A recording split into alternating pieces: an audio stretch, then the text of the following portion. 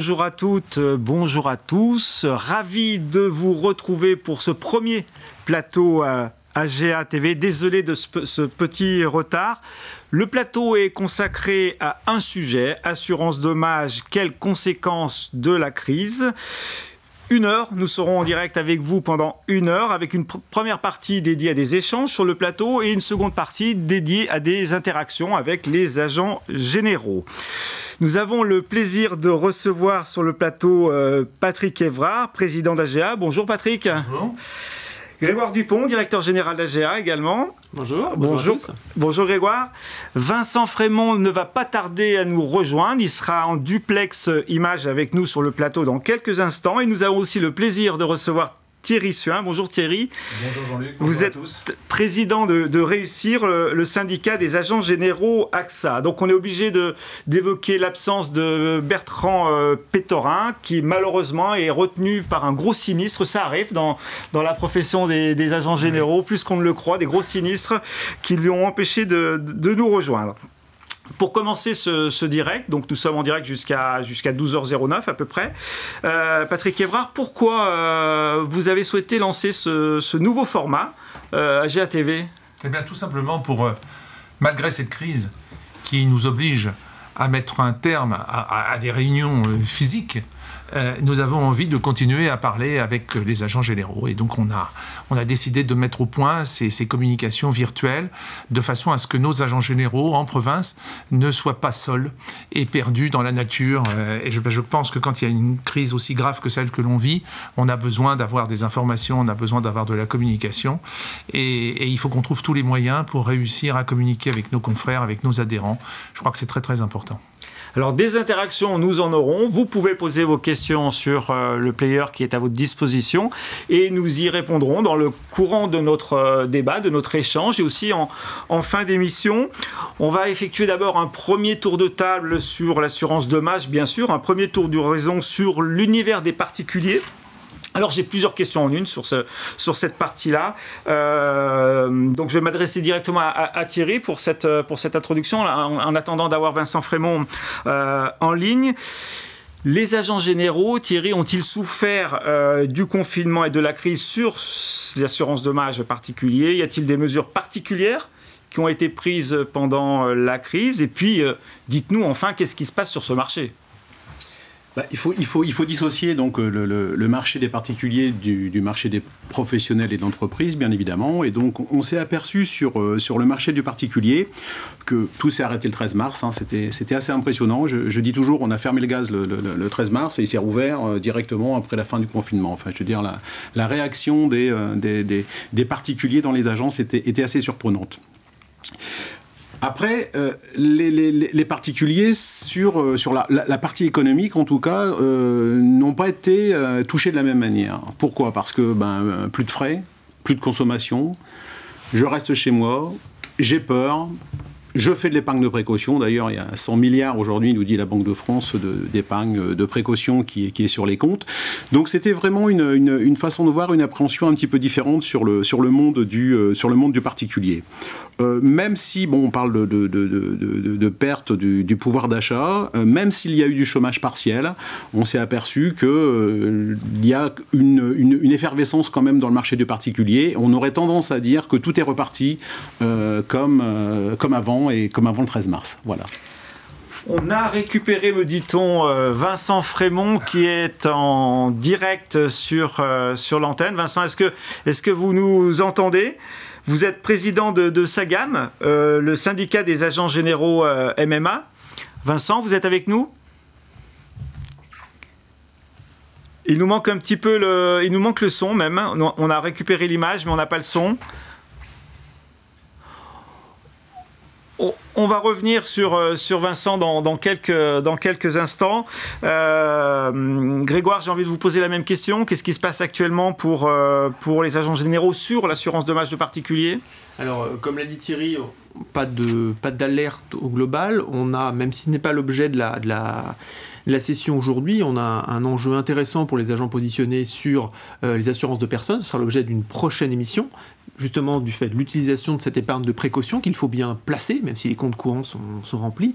Donc on a, oui, cet effet rattrapage dans tous les réseaux, au-delà du réseau que représente Thierry, on a bien cet élément où les mois d'été traditionnellement plus faibles d'activité pour les agents généraux ont été plutôt des mois assez pleins d'activité. Donc on a bien vu cet effet rattrapage qui soutient l'activité et qui, je l'entends avec les échanges que j'ai avec les agents généraux, donne le moral puisqu'on produit, on fait des nouveaux contrats, il y a toujours tous ces petits projets de vie, d'acheter une voiture, de reprendre un appartement, location ou achat, ou une maison, etc. Donc plutôt un marché au plan économique qui soutient et qui soutient aussi le moral des agents généraux. En tout cas, alors on est au jour le jour, depuis juillet, août et septembre. On verra de quoi ça sera fait. Mais aujourd'hui, un soutien à l'activité des agences et un dynamisme commercial pas fou, mais intéressant, selon les échos que nous avons sur le terrain. Alors, différentes compagnies ont pris différentes mesures pendant la période de confinement.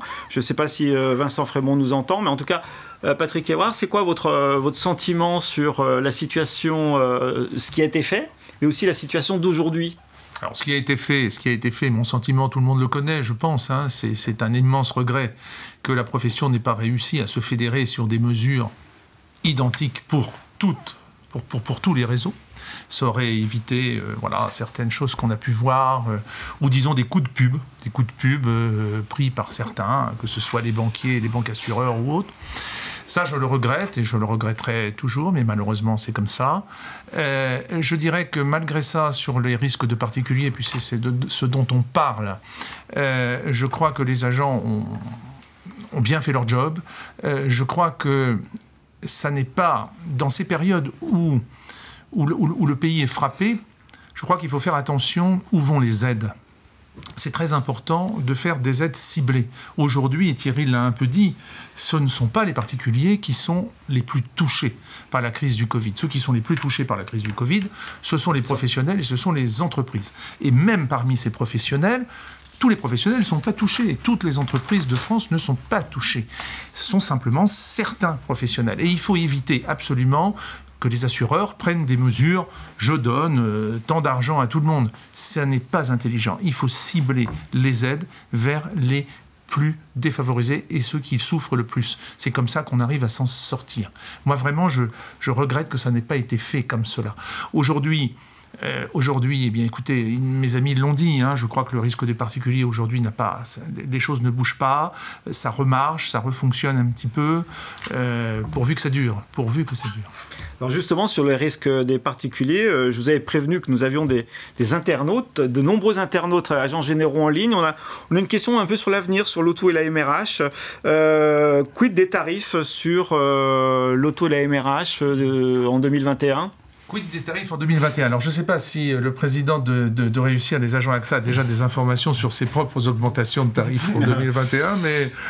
J'aurais bien aimé vous en donner, non, mais je n'ai pas de temps. Non, on n'a pas encore d'informations. C'est un petit peu tôt encore, c'est encore un petit peu tôt sur cette période. Donc, c'est encore un peu tôt. Ouais. On pense que sur le particulier, les augmentations ne devraient pas excéder 2-3%, enfin je l'espère. En tout cas, j'invite les compagnies à ne pas augmenter plus. L'image a déjà été suffisamment ternie par la crise du Covid, ça n'est pas la peine d'en rajouter par des augmentations qui ne seraient pas raisonnables.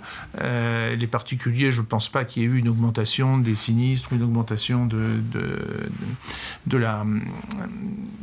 des différents éléments qui entraînent les augmentations de primes. Donc non, on n'a pas d'informations. Ça devrait être, à mon avis... Donc il faut attendre un tout petit peu. Ouais, d'ici un mois, on saura à peu près, mais je pense que ça n'excédera pas 3%. Avec un petit bémol quand même sur le corporel, parce que quand il y a eu cette période de Covid où ça n'a pas roulé, je veux dire, dès l'instant où les particuliers se sont bien roulés, ça roulait quand même plus vite, et en termes de tendance sur l'aspect corporel, ça a quand même bien augmenté, il faut être honnête. Alors, on a des interrogations, on passe à l'assurance dommage pour les professionnels. La deuxième séquence, commençons par le fameux, entre guillemets, nous dit-on, sur Internet, régime catastrophe exceptionnel, dit CATEX. On entend parler quasiment de partout, quasiment tous les jours. Mais concrètement, de façon très opérationnelle, Patrick Hébrard, qu'est-ce qui se passe sur ce régime CATEX ? Alors, un groupe de travail s'est réuni au mois de juillet et août pour réfléchir à la possibilité d'accorder aux professionnels une garantie perte d'exploitation sans dommage suite à pandémie, éventuellement d'autres suite à cyber-risque ou suite à des mouvements sociaux importants. Ce groupe de travail, il réunissait des fédérations professionnelles comme la nôtre, des politiques, des sénateurs, des députés, mais également les représentants du patronat, le MEDEF, la CPME, autres. Et puis bien évidemment la direction du Trésor qui menait ces débats. Aujourd'hui, ce groupe de travail a donné son avis et a remis un dossier assez complet à la direction du Trésor. Cette direction du Trésor va le remettre au ministre et nous attendons une loi qui pourrait être début de l'année 2021 ou peut-être premier trimestre 2021. C'est vrai que le gouvernement en ce moment, avec toutes les lois qu'ils ont à prendre, c'est peut-être un petit phénomène de bouchon. Mais voilà, ils doivent prendre des décisions. Ça n'est pas simple. Il faut le savoir, d'assurer la perte d'exploitation sans dommage suite à l'arrêt de l'économie française. C'est des blocages C'est très compliqué. Est-ce que vous savez, par exemple, que l'arrêt de l'économie pendant un an de toutes les entreprises françaises, c'est 2000 milliards d'euros. C'est quelque chose qui est absolument inassurable. Techniquement, c'est inassurable. Pendant les deux mois de confinement, c'est plus de 60 milliards d'euros. Même 60 milliards d'euros, aucune compagnie d'assurance, même si elles se mettent toutes ensemble, n'a la capacité d'assurer un tel risque. Donc c'est excessivement complexe. Alors nous avons travaillé sur quoi ? Nous avons travaillé sur le pourcentage que nous pourrions garantir. Il ne faut pas penser, si jamais demain un fonds de catastrophe sanitaire voit le jour, qu'il permettra d'indemniser 100% de la perte. On est plutôt sur 10, 20, guère plus. Et après, on a une autre question, c'est est-ce qu'il ne serait pas bon, par exemple, que les assureurs créent un produit pour permettre aux entreprises de se garantir de, par exemple, 10 ou 20% de plus, afin de permettre de créer un amortisseur, un espèce d'oreiller en cas de crise qui se renouvellerait. Ensuite, nous avons eu des désaccords sur les raisons de mettre en place ce fonds. Est-ce qu'on va, comme le souhaitent certains, garantir également les risques cyber? Est-ce qu'on va également garantir les manifestations? Moi, je suis personnellement pas favorable pour cela. Les risques cyber, il existe des produits dans toutes les compagnies qui garantissent le cyber-risque et je pense qu'il faut que nos compatriotes prennent l'habitude de se garantir auprès des assureurs. Il y a un vrai marché sur le sujet. Il y a un vrai marché et je pense même que c'est un marché d'avenir pour nos agents généraux que de vendre ces garanties. Les mouvements sociaux, excusez-moi, mais ça, je pense que ça revient au pouvoir régalien de l'État. Si les gilets jaunes, à un moment, il faut dire stop, quoi. Bon, voilà, on a différentes méthodes, des plus douces ou plus dures, pour arrêter des mouvements sociaux. Je ne pense pas que l'assurance est une réponse. Donc, je suis assez favorable pour qu'on reste sur la pandémie. La pandémie, il faut qu'on trouve une solution parce que, avec les échanges, probablement qu'on aura dans l'avenir d'autres virus et il faut qu'on arrive à trouver une réponse. Donc, j'espère que la réponse du gouvernement sera adaptée. On l'attend pour l'année 2021, mais je le redis, ce ne sera qu'une partie de la perte d'exploitation. Bien pas la totalité. Thierry Suin, qu'est-ce que vous en pensez sur ce sujet des CATEX ? Je partage évidemment ce que dit Patrick. En plus, c'est chez nous Jacques de Peretti qui porte aussi le sujet à la FFA sur le CATEX. Aujourd'hui, on a effectivement un sujet qui nous est arrivé sur la tête à tous. On a géré par la politique des petits pas au fur et à mesure et on essaie de s'adapter, effectivement. Mais je pense qu'on doit d'ores et déjà réfléchir à autre chose parce que peut-être que demain, on aura un sujet majeur sur l'électricité. Et là, on aura aussi un problème d'assurance. L'assurance ne peut pas tout payer.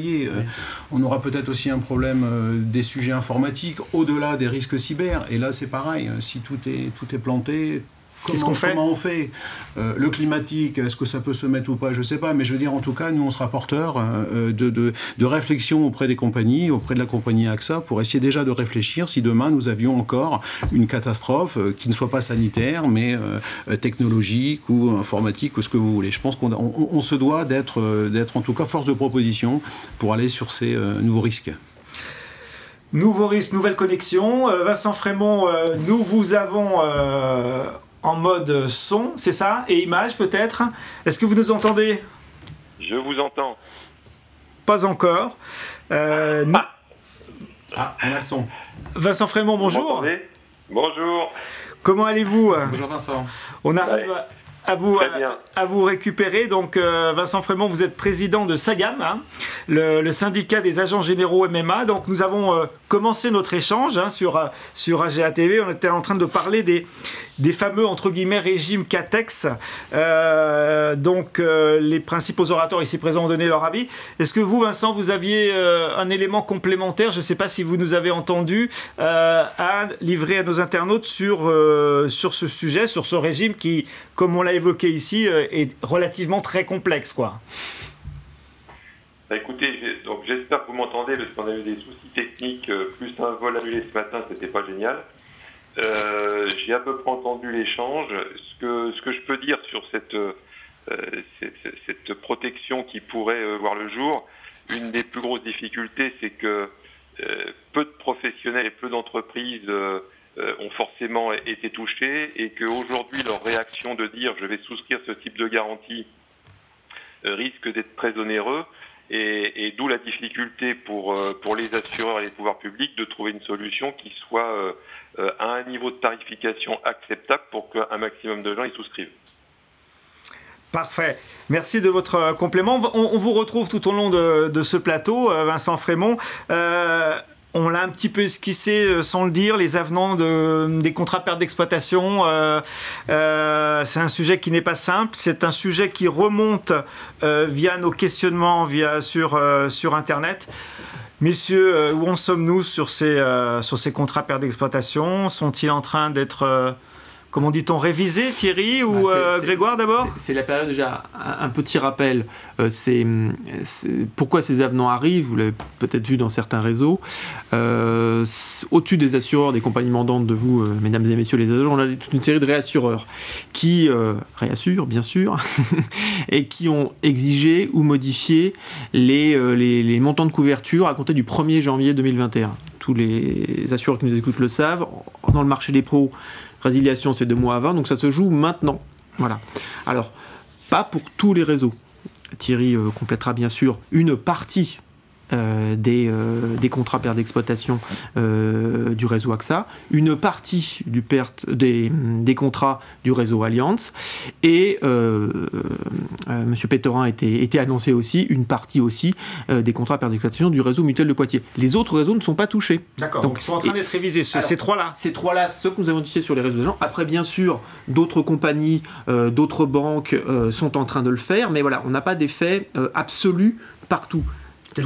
Tout dépend du contrat de l'assurance et de l'écriture de ces fameux contrats, puisque nous avons finalement, c'est une réécriture des clauses d'exclusion. Donc ça se joue en ce moment, et tout le travail qu'a mené la fédération et les syndicats, c'est de dire pour ceux qui étaient touchés, donner la main, comme tout ce que nous proposons, donner la main aux agents pour avoir cette discussion complexe, difficile. C'est un dossier, si vous me permettez ce mot, merdique, perdant-perdant, mais il faut le traiter, ça s'impose au réseau, ça s'impose aux agents. Et tout ce qu'on a souhaité, et je crois que ça a été le cas, et Thierry pourra bien sûr compléter, de donner un moment de discussion aux agents, que ça ne tombe pas directement de communication de la compagnie. Donc voilà la situation globale sur ce dossier-là qui se joue en ce moment, où le client accepte l'avenant, avec force explication de l'agent général, ou malheureusement le refuse, et là c'est le cycle que personne ne souhaite, résiliation du contrat qui porte cette garantie.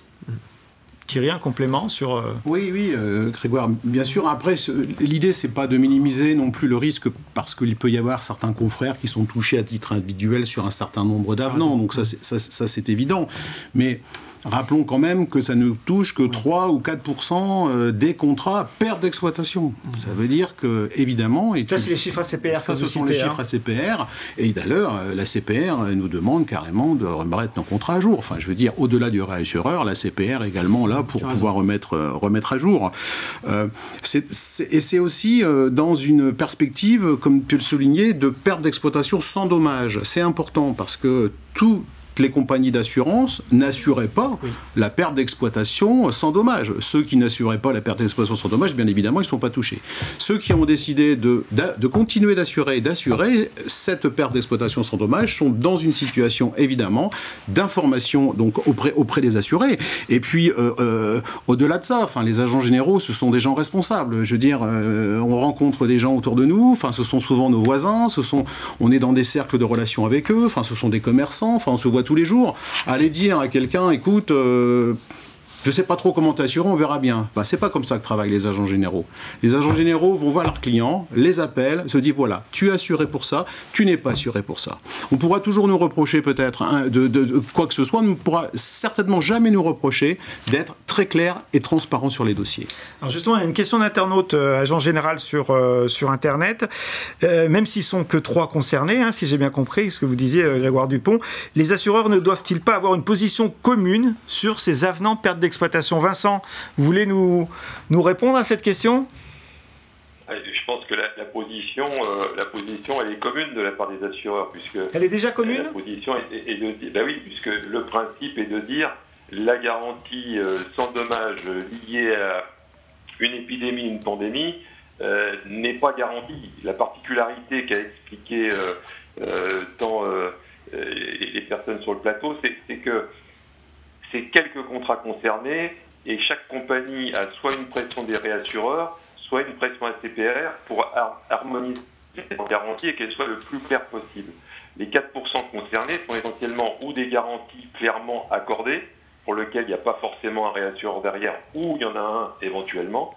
Et après, il y a le côté de dire on harmonise pour éviter que dans l'avenir ce soit ambigu.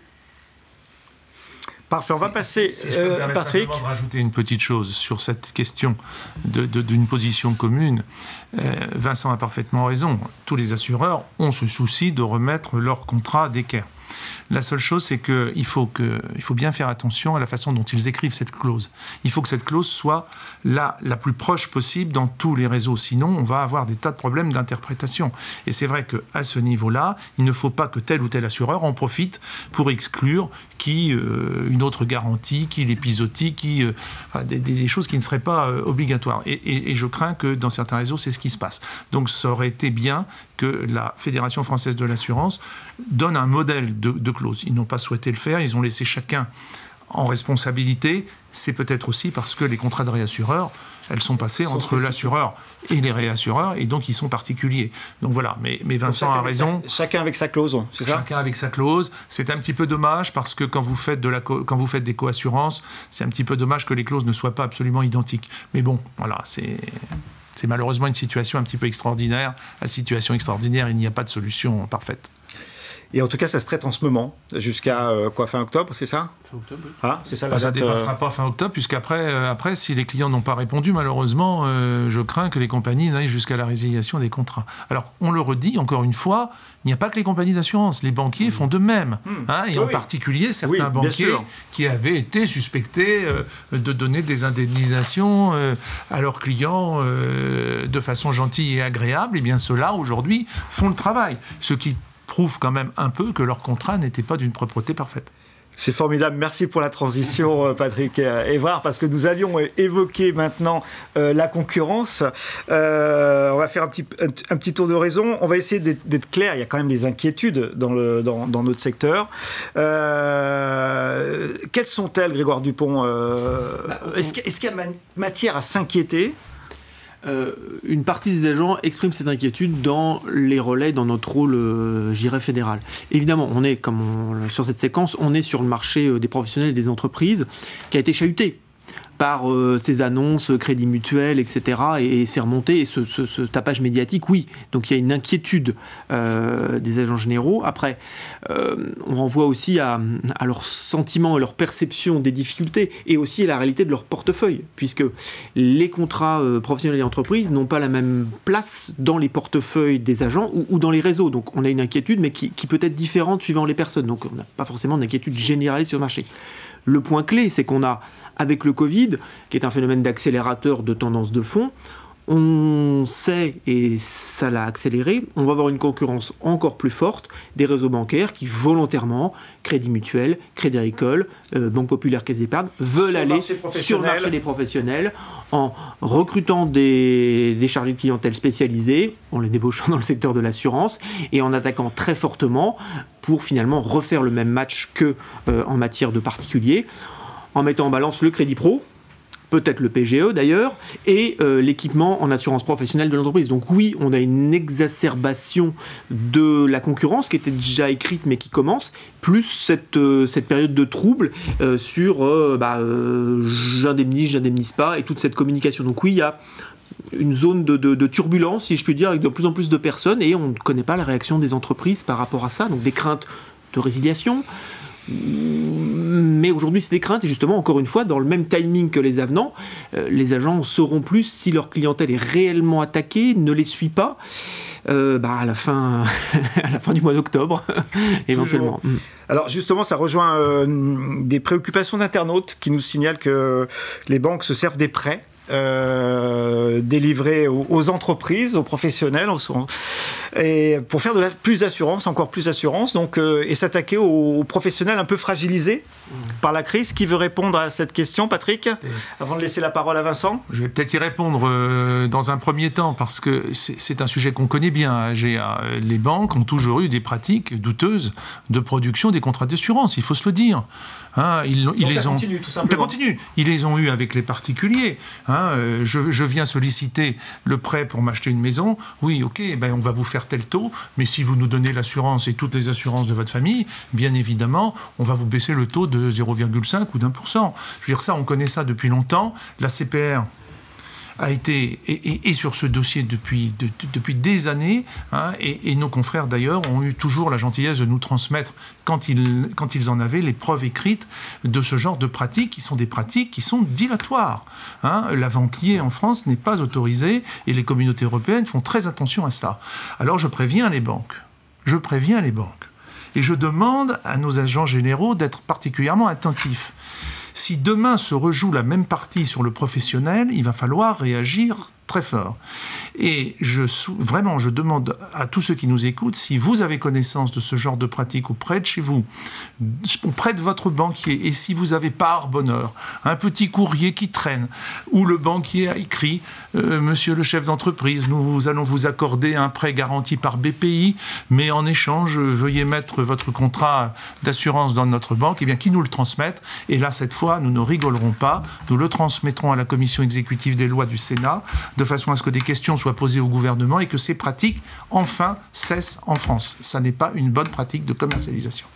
Vous pensez qu'ils l'écrivent, ce genre de choses? Écoutez, vous savez, il y a des banquiers qui sont malins et qui ne l'écriront pas, et puis il y en a d'autres, c'est comme dans le monde, il y en a un peu moins malins qui des fois s'emportent. Et un petit courrier miracle qui nous tomberait dans les mains. Si quelques mails traînent, je demande vraiment à mes confrères d'être très attentifs et de nous les transmettre, parce que là, on frappera, parce que ça n'est pas normal. Ça n'est pas normal.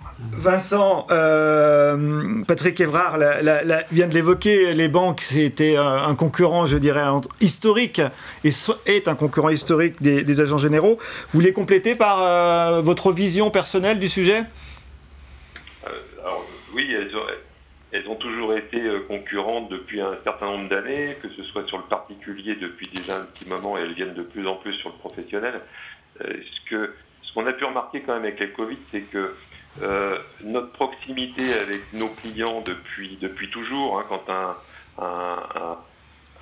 salarié de la banque change tous les 2 ans de poste ou tous les 3 ans de poste, et que nous on est là pendant plusieurs dizaines d'années, on a tissé une relation avec nos clients, et on se rend compte que l'après-Covid renforce encore cette situation et montre à quel point les réseaux d'agents sont résilients et permettent à conserver une clientèle comme jamais la banque ne saura le faire.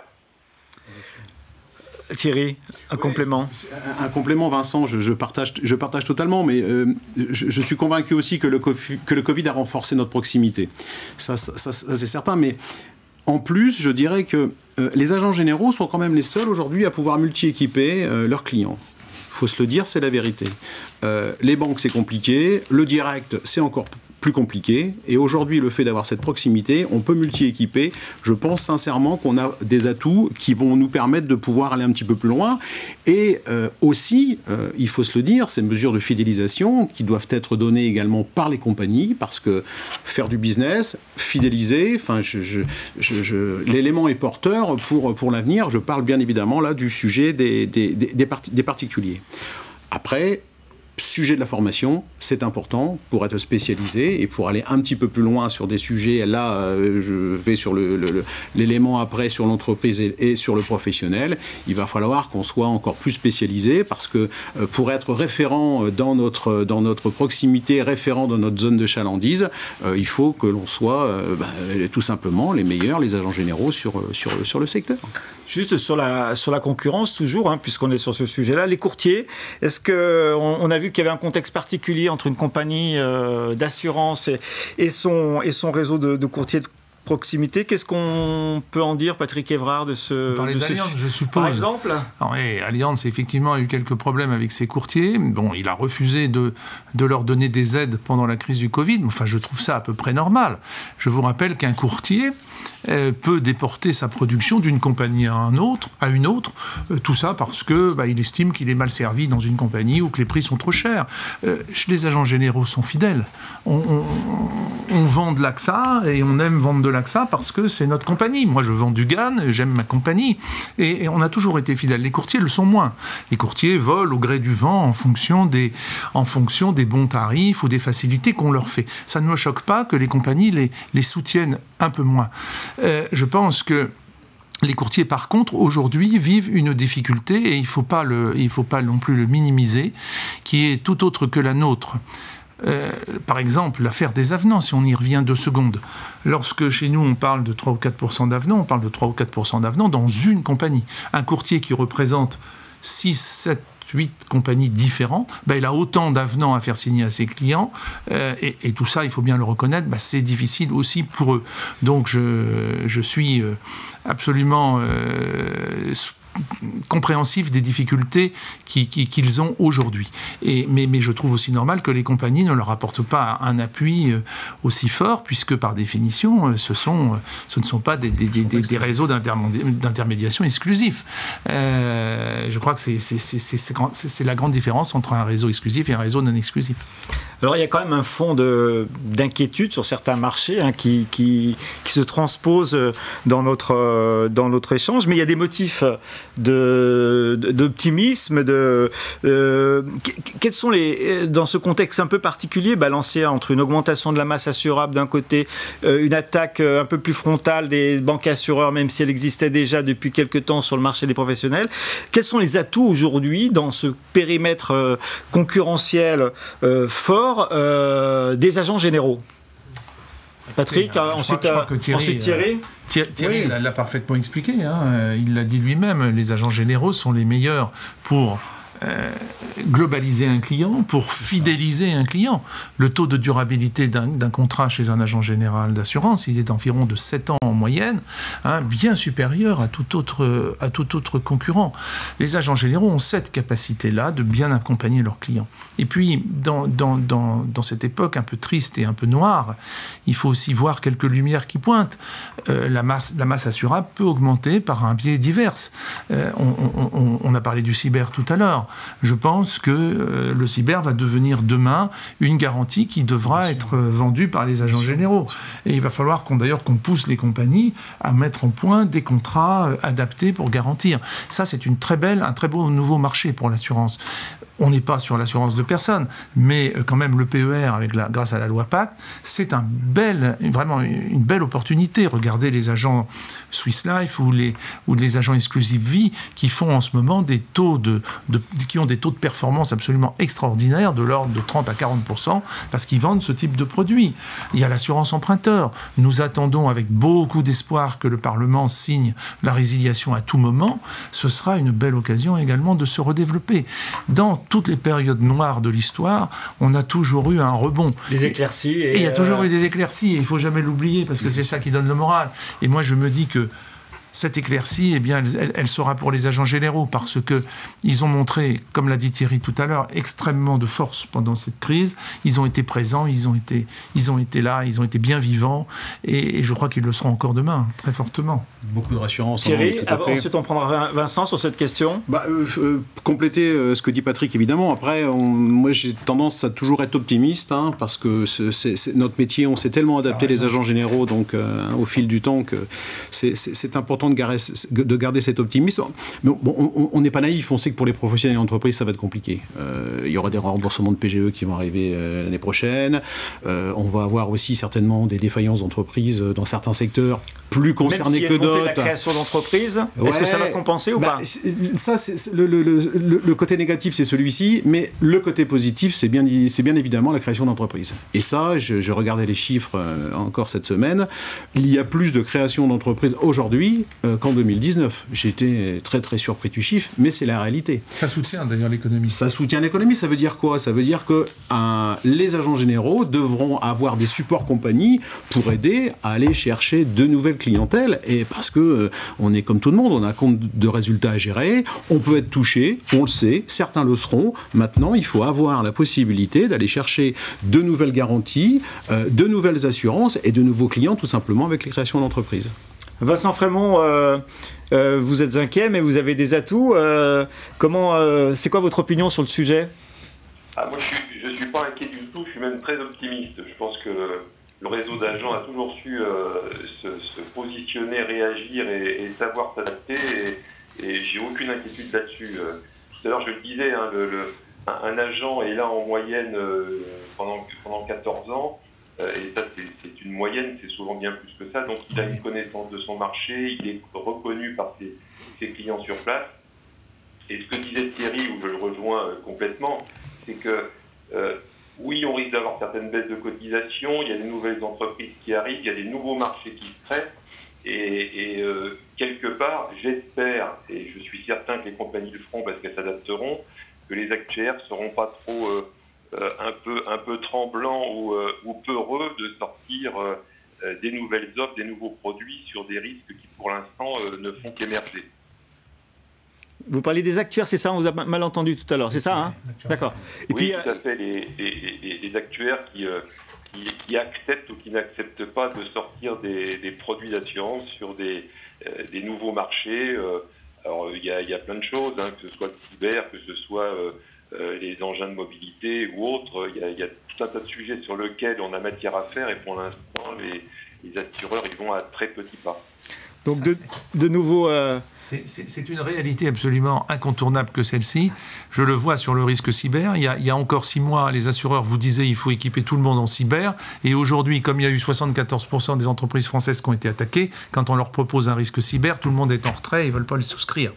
Donc voilà, je pense qu'il faut que effectivement les actuaires, il a raison, travaillent, réfléchissent, créent des produits au bon prix, parce que ça ne sert à rien de prendre non plus des garanties trop basses, hein, pour les majorer après. Donc il y a tout un travail économique à réaliser. Ajouter à la connaissance des risques et des terroirs que les agents ont par rapport à d'autres distributeurs du secteur de l'assurance. On va passer cette partie. On a toujours des questions d'internautes. Vous pouvez continuer à les poser. Nous les prendrons en fin d'émission. On va se projeter. On va essayer de se projeter, tout du moins. C'est compliqué aujourd'hui de se projeter parce que le contexte sanitaire, économique et financier nous contraint un petit peu dans nos projections. Mais quand même... Thierry Suin, qu'est-ce qu'on pourrait dire aujourd'hui aux agents généraux qui nous regardent sur le court terme et peut-être 2021 si on ose aller jusque-là?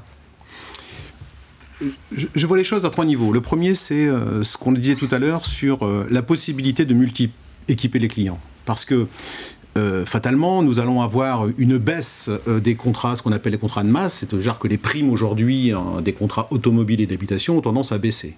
Donc la solution que l'on a, par notre connaissance proximité, enfin c'est exactement le même sujet, c'est de pouvoir aller multi-équiper les clients. Et là, je pense que c'est une vraie vision économique de l'agent général, puisqu'on a les produits, toutes les compagnies ont les produits aujourd'hui. Après, il va falloir effectivement qu'ils soient peut-être un peu moins frileuses de les mettre sur le marché à des conditions et de vente et de facilité de souscription. Ça, je suis complètement d'accord, mais en tout cas, on a ce vrai sujet de la multidétention. Le multi-équipement. Multi-équipement. Le deuxième, c'est bien évidemment la spécialisation également, qui sera liée aussi à ce qu'on évoquait, les nouveaux produits. Enfin, demain, aujourd'hui, la mobilité, l'assurance affinitaire, toutes les compagnies n'ont pas encore totalement injecté, en tout cas, les produits dans les réseaux des agents généraux, parce que ça peut exister également dans des grosses compagnies ailleurs, mais il faut que les agents généraux puissent aller sur ces nouvelles technologies.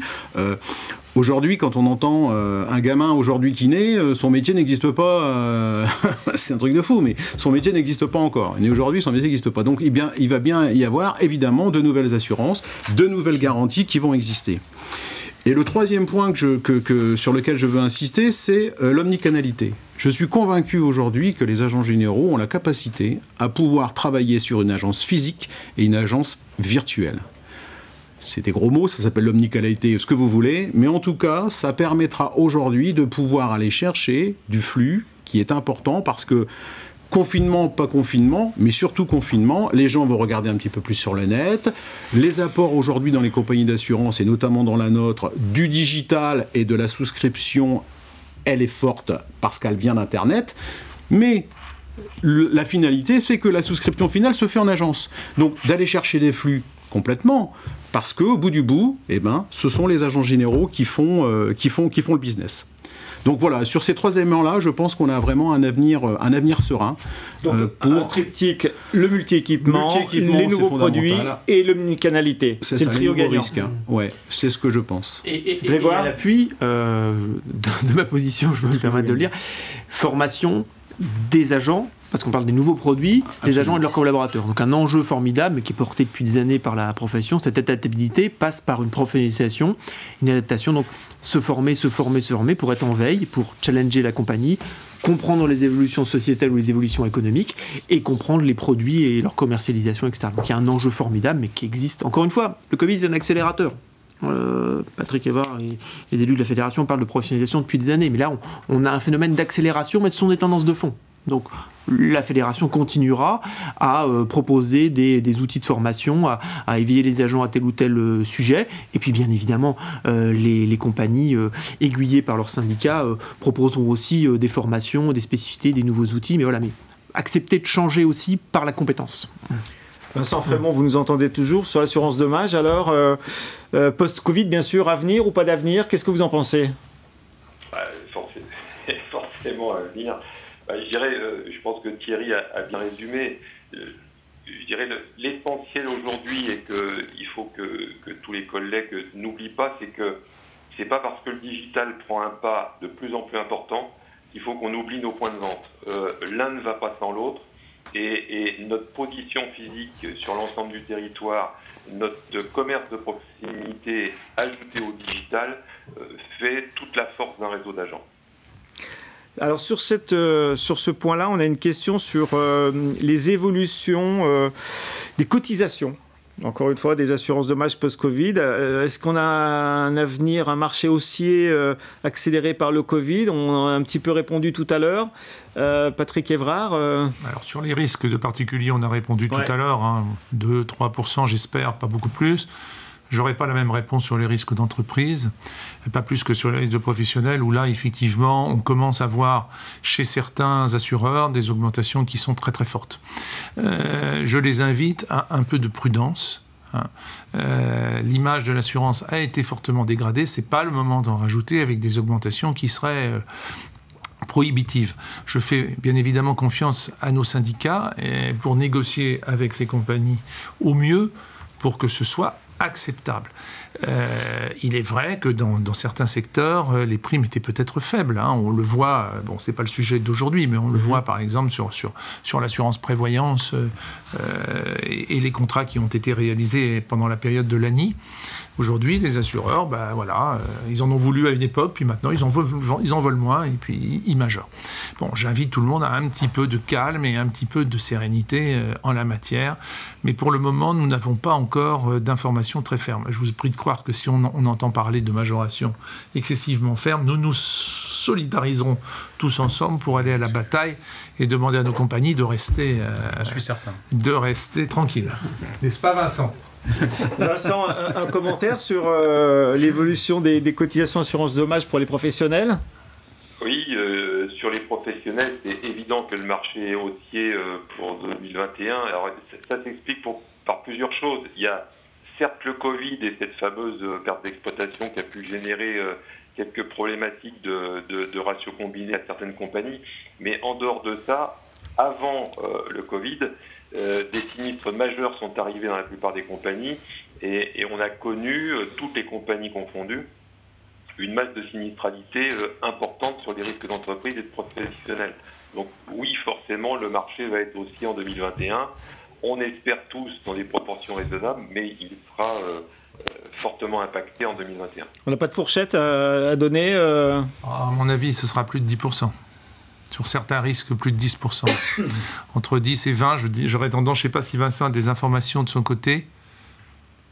Nous, on serait plutôt un peu inférieur à ça. Mais, alors, ça va dépendre des réseaux. Ça va dépendre des réseaux, mais la fourchette de 10% semble être... Je pense que ça va dépendre des risques aussi. Voilà, sur certains risques. Les majorations sont de plus en plus ciblées en fonction du risque et de la sinistralité du client impacté. Donc, c'est très difficile de donner en général la majoration globale. La fourchette, de toute façon, je pense qu'elle sera pas loin de 10%. Oui. Ça ne veut pas dire grand-chose. Nous allons passer aux questions de nos agents généraux internautes. On les remercie d'ailleurs d'être très nombreux sur ce direct. Donc on a 10 minutes, un quart d'heure à prendre quelques questions. On a une première question, on l'a un petit peu évoqué déjà, Patrick Évrard, mais le sujet des banques mobilise beaucoup les agents généraux en termes de concurrence.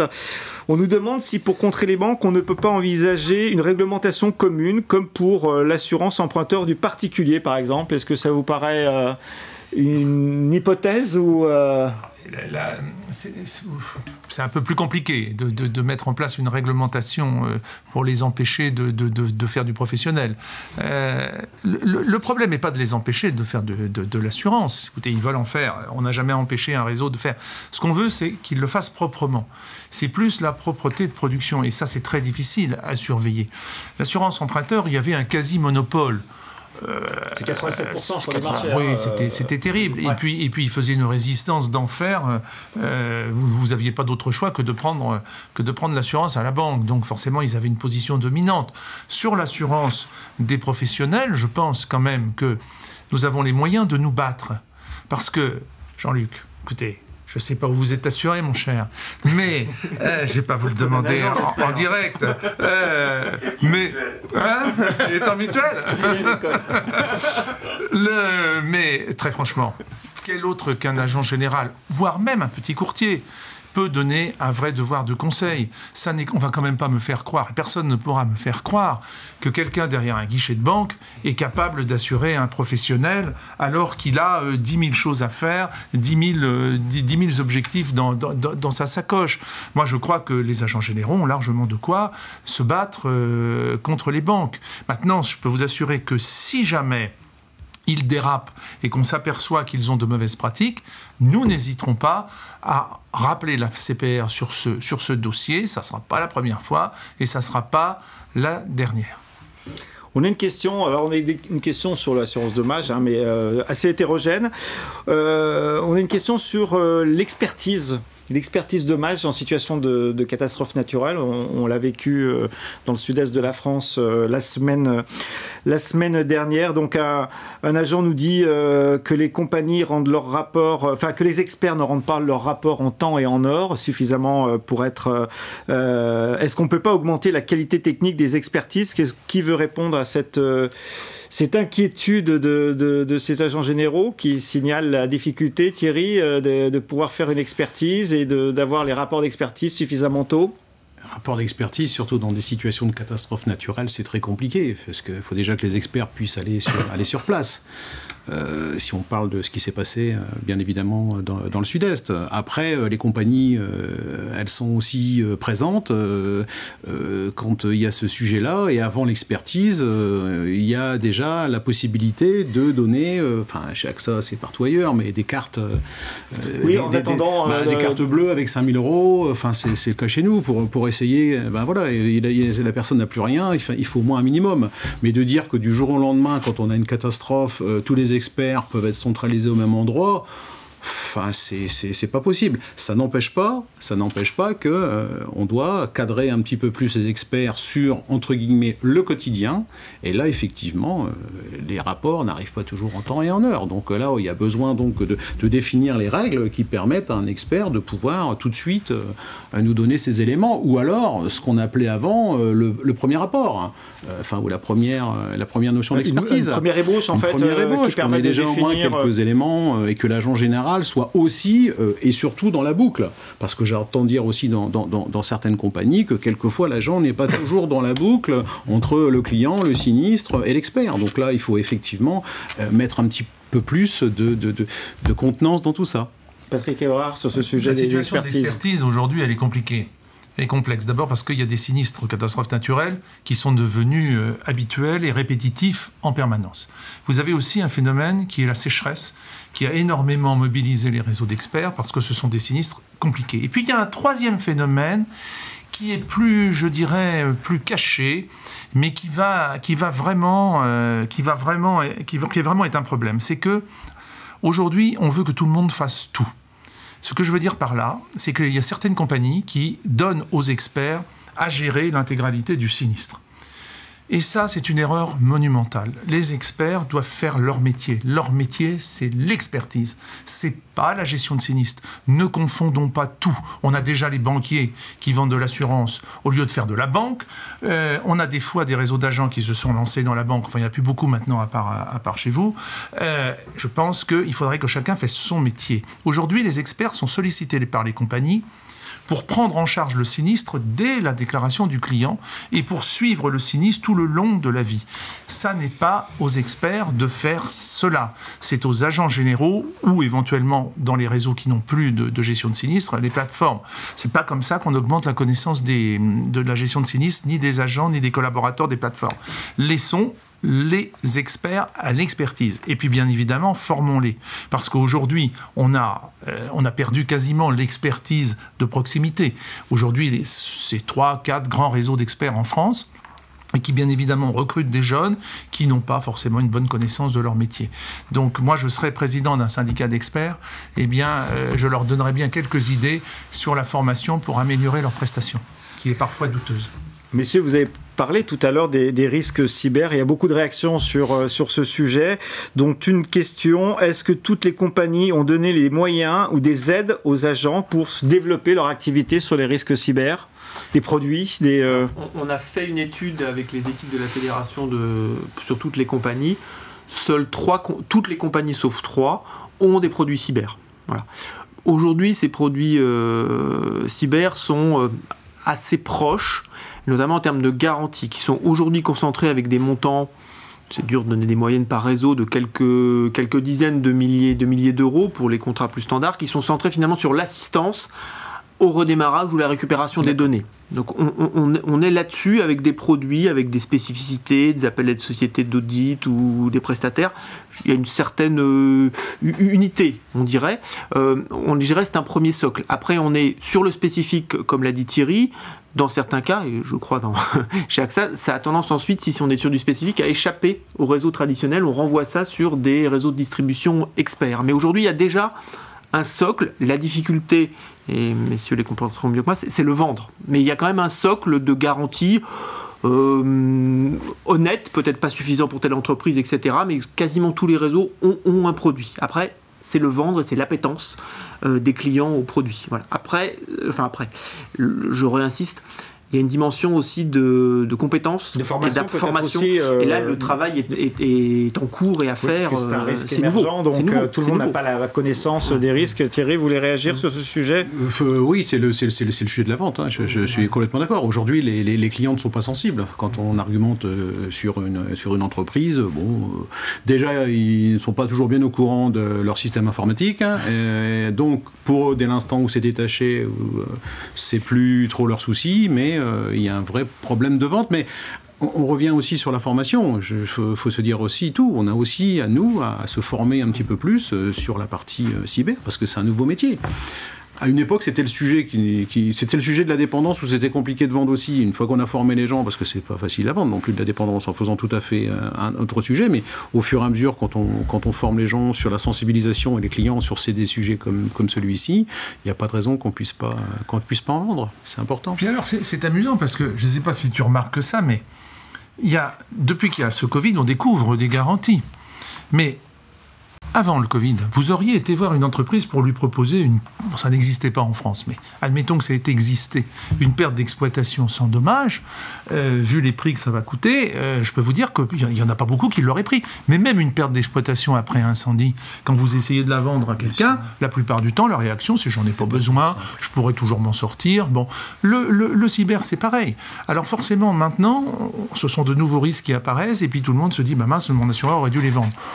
Vous savez, il y a eu une expérience dans le monde de perte d'exploitation sans dommage. Je crois que c'est à Hong Kong. Un courtier qui avait créé une garantie, il n'en a pas vendu une seule parce que le prix était trop cher. Aujourd'hui, en France, tout le monde voudrait être garanti pour. Malheureusement, ça n'est pas si simple. Vincent Frémont, vous en pensez quoi? Je rejoins complètement Patrick sur le sujet. La problématique de la cyber, c'est que les très grosses boîtes sont structurées. Et elles sont déjà équipées et elles peuvent même quasiment s'auto-assurer pour certaines. Et les petits se sentent tellement loin du sujet qu'ils se demandent même de quoi on leur parle. Mais en même temps, avec un manque de formation, on n'est pas assez accrocheur dans la démarche. Et le produit cyber est assez délicat à vendre en ce moment. Autre question, alors là, plus on sort de l'univers du risque, on parle plutôt des marques. Quelles conséquences sur le marché de la vente d'Aviva? À ma connaissance, elle est pas encore faite, cette vente, Patrick Evrard? Ah non, si elle était faite, on le saurait. Il y a même certains qui disent qu'en fait, Aviva n'est pas à vendre. Donc qu'est-ce qu'on peut dire écoutez, les conséquences sur le marché, non, ça indique, en tout cas, je ne sais pas ce qu'il en sera de la vente d'Aviva. Il semble qu'il y ait un petit jeu de j'avance, je recule, puisque la directrice monde d'Aviva, au début, a déclaré vouloir céder ses filiales étrangères et se concentrer sur UK. Il semblerait qu'aujourd'hui, elle soit un petit peu en recul et dise que son réseau n'est pas forcément à vendre et qu'ils étudient. Bon, tout ça sent quand même probablement une cession. Qu'est-ce que ça veut dire, ça? Eh bien, ça veut dire que les compagnies d'assurance, même si elles sont énormes, même si on a l'impression que rien ne peut les toucher, eh bien, les compagnies d'assurance, elles peuvent aussi avoir des problèmes financiers. Et je pense que si cette dame a réfléchi à un moment donné à la cession de certaines de ses filiales à l'étranger, eh bien, c'est parce qu'elle a besoin de cash. Et cette crise du Covid, elle a, quoi qu'en disent les gens, quoi qu'en dise la grande presse nationale, les assureurs ont été aussi frappés par la crise du Covid à bien des niveaux. Et l'affaire d'Aviva en est l'illustration meilleure. Maintenant, je le redis, pour l'instant, on n'a pas d'informations sur cette vente. Aura-t-elle lieu? N'aura-t-elle pas lieu? Si elle a lieu, je n'ai aucune inquiétude pour les agents généraux. Aucune inquiétude pour les agents généraux, et je leur demande d'être vraiment rassurés, parce que je ne voudrais pas faire du chauvinisme, mais ce qui compte dans une compagnie d'assurance à réseau d'agents, eh bien, c'est justement le réseau. Et ça, je peux vous dire que le réseau Aviva, tout le monde le regarde, tout le monde espère l'acheter. Donc je n'ai absolument pas d'inquiétude pour mes confrères d'Aviva. Un petit message quand même de soutien pour les agents Aviva représentés par Cédric Aujour, parce qu'ils sont un petit peu dans la machine à laver, Patrick, quand même, c'est pas simple. Voilà, donc un petit message de soutien. Ils nous auront entendu, merci Grégoire. On va terminer ce plateau en parlant d'avenir toujours, mais des jeunes qui peuvent, des jeunes agents généraux. On a une question que je ne retrouve pas, mais qui est, voilà, quel avenir pour les jeunes agents qui viennent de démarrer leur activité dans ce climat un petit peu perturbé, historiquement perturbé, mais encore perturbé cette année à cause des éléments que nous venons d'indiquer. Qui veut répondre à cette question en premier, Grégoire? Et puis on fera un tour de table sur le sujet. On était la semaine dernière avec certains élus, on remettait les diplômes de la deuxième session de notre MBA. Et on avait le même jour la troisième session de MBA qui commençait. Alors on était tous masqués, etc.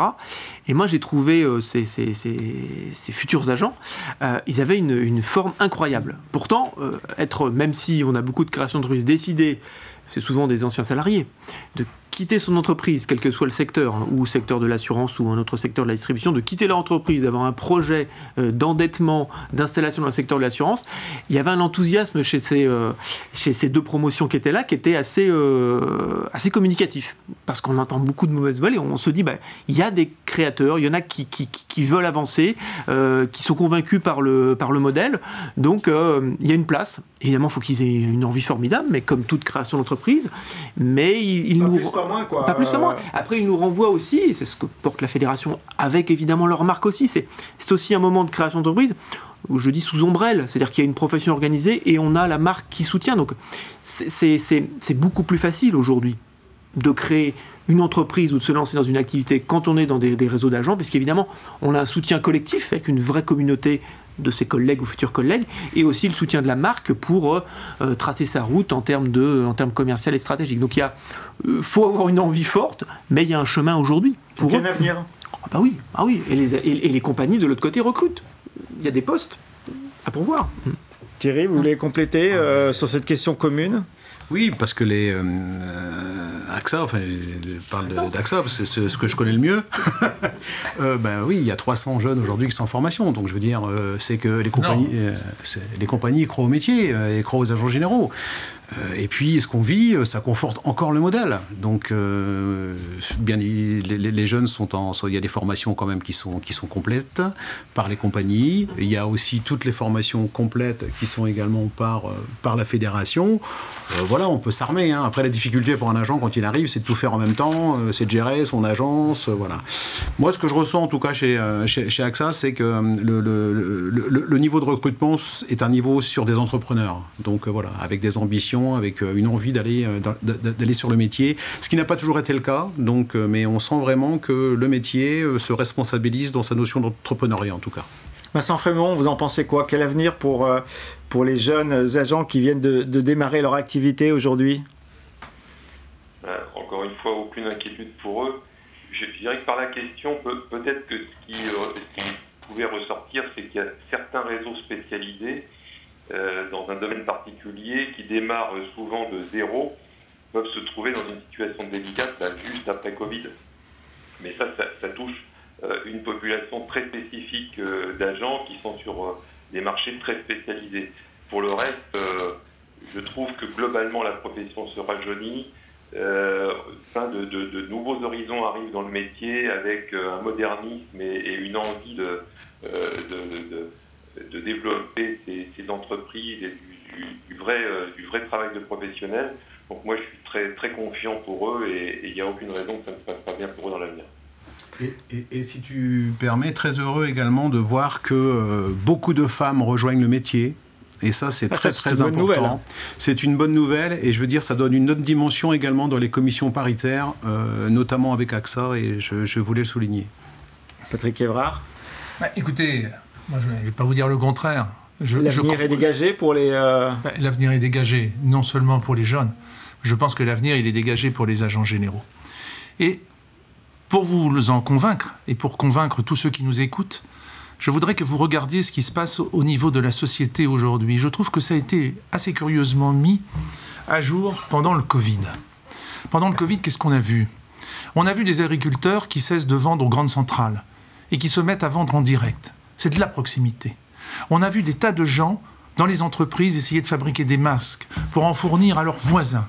Et c'est de la proximité. On a vu les grandes surfaces s'interroger sur leur utilité avec les hypermarchés et se dire qu'ils auraient peut-être intérêt à revenir dans les villes avec des petites épiceries qu'on installe dans les centres-villes. C'est toute cette revitalisation des centres urbains. C'est un projet politique d'ailleurs que porte l'actuel gouvernement, mais que portent aussi les sénateurs. Je sais qu'il y a une commission au Sénat qui travaille sur cette revitalisation des centres urbains. Tout aujourd'hui, après une mondialisation à outrance, après une digitalisation qui ne s'arrêtera pas de la société, mais dont on craignait beaucoup, tout montre aujourd'hui que la proximité a un sens. Donc, mes chers confrères, les jeunes, les moyennement jeunes, et même les vieux, moi je pense que vous... Alors les vieux, bon, voilà, pas quand on est comme moi à 3 ans de la retraite, mais moi je peux vous dire que si j'avais une carrière à refaire, je la referai. Parce que cette société, elle va avoir besoin de proximité. Elle va avoir besoin de proximité parce qu'elle a peur. Elle a besoin de rassurance. Elle a besoin d'être accompagnée. Donc oui, rentrez dans ce métier et faites-y vos beaux jours parce que vous avez un bel avenir devant vous. Merci pour ces très très beaux messages, Patrick Évrard. Allez, une dernière petite question avant de clôturer, une question d'actualité. On nous pose beaucoup la question, où en est la création du cabinet de courtage d'AGA Un cabinet de courtage C'est l'actualité, Patrick Évrard, non? C'est une de vos actualités. Oui, écoutez, oui, c'est une de nos actualités. Depuis 3 ans, nous réfléchissons, on a beaucoup travaillé sur ce sujet avec Grégoire. Nous réfléchissons à la création d'un cabinet de courtage. Pourquoi ? Pour 2 ou 3 raisons. D'abord, parce que la segmentation des compagnies, on en a parlé tout à l'heure, les compagnies segmentent de plus en plus leur clientèle et parfois résilient un contrat alors que le client a tous les contrats en portefeuille et cela met en difficulté l'agent général. Et puis aussi parce que le courtage est réglementé. Et on s'est aperçu que nos agents ont une pratique, on va dire, pas folklorique quand même, mais voilà, des fois ils oublient d'écrire sur le bon papier en tête, ils le font pas toujours bien, voilà, ils le font vite, donc pas forcément bien. Quand on fait les choses vite, on les fait pas bien. Et puis on a vu l'affaire SFS aussi, où certains agents généraux ont été placés des risques auprès d'un apporteur un peu douteux. Alors je ne leur en reproche pas. Il est difficile pour un agent général, ou qu'il soit, de connaître la solidité financière de tel ou tel apporteur d'affaires. En tout cas, chez nous, on fait plus attention à ce genre de choses. Et je me suis dit, après tout, pourquoi on ne créerait pas un cabinet de courtage? Alors forcément, ça choque. Une fédération nationale d'agents généraux qui crée un cabinet de courtage, ça fait un petit peu le buzz, mais pour autant, ça n'est pas totalement stupide. Donc oui, le cabinet de courtage, il est lancé. Il est créé, là. Donc, alors, il est créé, ça s'appellera AGA Solutions. Grégoire a signé un contrat de travail, je crois, il y a 15 jours, avec une personne qui va arriver chez nous en fin d'année. Nous en avons déjà une autre qui connaît bien les rouages du courtage. Et au premier trimestre de l'année 2021, nous serons à même de commencer à travailler. Nous serons forcément prêts également pour la campagne 2022. Je tiens cependant à préciser et à être très clair sur ce point, pardonnez-moi. Ça n'est pas un cabinet de courtage qui prendra tout et n'importe quoi. Nous ferions une erreur grotesque. D'abord, AGA Solutions pratiquera du courtage dit propre, c'est-à-dire conforme aux accords de 96. Nous sommes une fédération qui prônons ces accords, qui faisons tout pour que les compagnies les appliquent, et on ne va pas s'amuser à les piétiner. Donc, on ne fera du courtage que dans ce cadre-là. Il faudra que l'agent nous présente une affaire que vraiment sa compagnie lui aura refusée, sinon nous ne la prendrons pas. Et puis, on ne va pas s'amuser à faire concurrence à nos compagnies mandantes. On va travailler uniquement avec des sociétés qui n'ont pas de réseau d'agents. On ne va pas s'amuser à concurrencer un agent général avec une autre compagnie. Ça n'aurait pas de sens. Donc, ce cabinet de courtage ne prendra pas tout et n'importe quoi. Il y aura des conditions bien strictes. Mais, en tout cas, je le dis avec force, je pense qu'il sera utile. Il sera utile particulièrement à tous ces agents qui aujourd'hui ont du mal à ouvrir un code courtage auprès d'une compagnie parce qu'ils n'ont pas de volume. Ça, c'est une grosse problématique. Eh bien, nous ferons fort d'amener le volume à la compagnie avec qui on travaillera, et par définition, les agents pourront ainsi plus facilement souscrire. C'est pour les aider, c'est pour les soutenir. Ça n'est pas pour faire de la production à tout crin, c'est simplement pour éviter que lorsqu'un risque est résilié par une compagnie, ils perdent l'intégralité du client. Voilà. Donc oui, 2021 verra la naissance du cabinet de courtage AGA, et ça s'appelle AGA Solutions. Solutions, excusez-moi. Parce qu'il y a toujours des solutions à tout. Eh ben, merci beaucoup, messieurs. Avec un petit peu de retard, nous terminons ce premier plateau d'AGA TV. Vincent Frémont, vous étiez à distance. On vous remercie. On vous regrette, bien sûr, sur le plateau, mais on vous remercie de votre présence. Thierry Suin, merci également d'être parmi nous. Grégoire Dupont, merci de votre présence. Merci. Président, merci de votre présence. Vous nous retrouvez pour la prochaine émission le 10 novembre 2020 à 11h en direct. Merci à toutes, merci à tous. À très bientôt. À bientôt. Au revoir.